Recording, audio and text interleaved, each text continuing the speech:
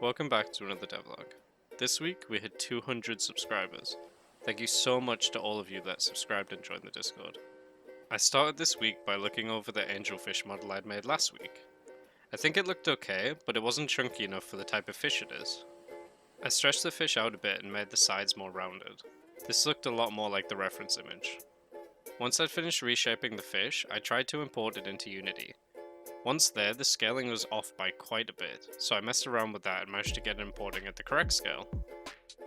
I realized my angelfish was wearing the clownfish's UV map, so I fixed this. Now that the scale and UV map is fixed, I realized that the fish was moving sideways. This is because Unity and Blender use different coordinate systems, so I googled around for a while and found a fix for this.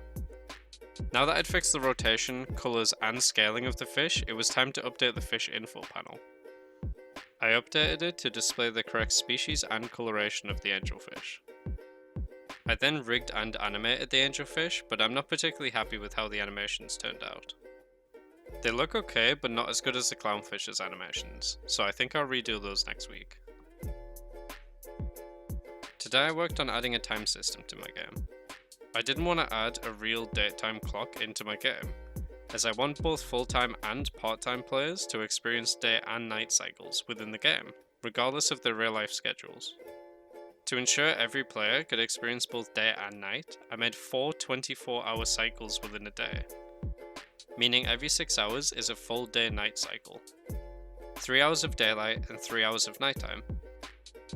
The system is very important, as it will affect both the room and the tank lighting, and may be relevant to some fish behavior in the future. This system is also used in tracking the age of a fish. Fish won't just die of old age, as I feel like players might get upset if their favourite fish died for no reason. Age will be relevant for some challenges, as well as unlocking certain items and species. I finished up on Tuesday by making a simple sickness state and death state for the fish. Both of these will need a lot of tweaks in the future, but they give you a basic idea for now. I worked on creating a magnetic algae scrubber that stuck to the side of the tank. The player can then grab the scrubber and use it to scrub off any algae on the sides. As you can see, the scrubber snaps to the tank side that you're currently viewing, and on the rotating camera it snaps dependent on what tank face is more visible to the player. I then added an algae percentage display at the top of the screen. The algae will be produced when the fish eats, or possibly even poops in the future. I added a hotkey for now to spawn algae to test the scrubber collisions. I then made it so when the algae is scrubbed away, the percentage decreases. For testing purposes, I made it so algae is spawned per 10%, and made algae increase every time a fish eats food. The higher the percentage of the algae in the tank, the more chance of the fish getting sick. Sickness can currently be triggered when the tank has 30% algae or more. Basically, each fish rolls a number every 30 seconds, between 30 and 100. If the number is equal to or less than the number of algae percentage, then the fish becomes ill. I decided to use this system so the more algae in your tank, the higher the chance of the fish becoming sick.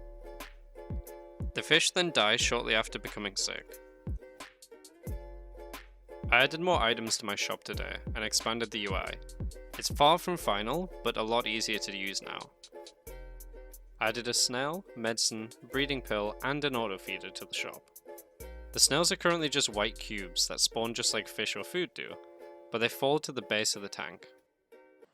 At first, I'd planned to make my snails hit the bottom of the tank, detect the closest side to them, and then go towards it and stick to it. Later, I decided against this, but here's some footage of the early code. As you can see, they turned to look at the glass and then moved towards it. It was a little buggy but worked fine. I later changed my mind against this, as I wanted my snails to remain pretty static and just relax there, until there is a reason for them to move. They stick to the base of the tank until algae appears, then they raycast to it. I combined both scripts to make it detect the algae, then detect what side of the tank the algae was stuck to, and then face the closest path to that side and travel to it. Once stuck to the correct side of the tank, it travels the fastest route to the algae, and then eats it. This worked great. The snail would select the next closest algae once the current had been eaten, and also would select the next algae if the current was scrubbed by the player. This worked great on one side of the tank, but now it was time to add more sides. I got it working, but it had obvious issues. If the snail targeted algae not on the same side as the snail, it would fly across the tank towards it to collect it. This wasn't realistic at all and needed changed.